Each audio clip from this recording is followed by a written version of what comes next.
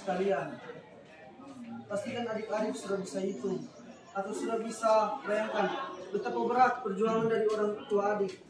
Mungkin ada yang petani, mungkin ada yang hanya jual di pasar. Bayangkan ketika kita melakukan sesuatu yang jahat itu, harus bayangkan terlebih dahulu bagaimana keringat mereka. Orang tua tidak akan pernah memberitahukan kepada adik-adik betapa keras mereka bekerja, betapa keras mereka mencari semua itu untuk adik-adik. Orang tua tidak akan pernah mengatakan begitu kepada adik-adik.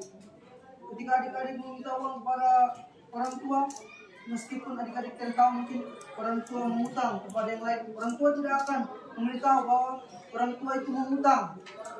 Orang tua tidak akan memberitahu. Yang adik-adik tahu yaitu ada uang.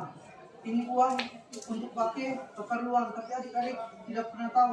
Orang tua tidak pernah memberitahu bagaimana suadaranya. Jadi saya mengajar karena saya juga dari orang susah. Saya mengajak untuk adik-adik perlu merefleksikan diri. Ingat bagaimana perjuangan orang tua adik-adik di luar.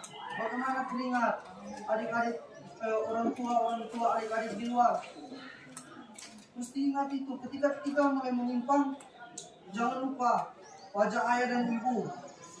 Saya dari orang susah, jauh-jauh datang dari Poso, datang sini dengan berharap dapat menjadi lebih baik.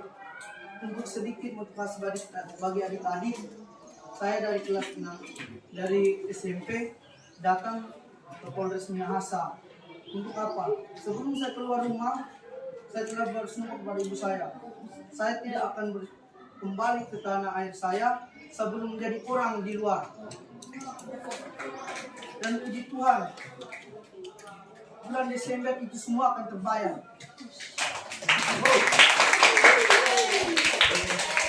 Saya harap adik-adik lebih lagi merefleksikan diri, jauhi yang begitu. Mungkin ada di sini yang mungkin pikiran untuk lulus sekolah, mungkin pikiran gampang, yang penting lulus. Sekolah itu adik-adik bukan hanya soal nilai, bukan hanya soal dia pintar, dia juara satu, bukan.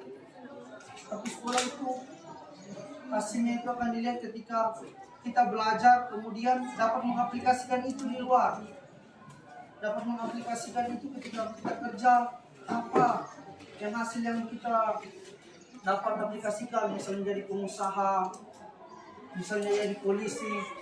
Untuk adik-adik tidak ada yang menghalang keterbatasan kita. Saya harap materi dari kakak ini dapat memotivasi untuk adik-adik sekalian.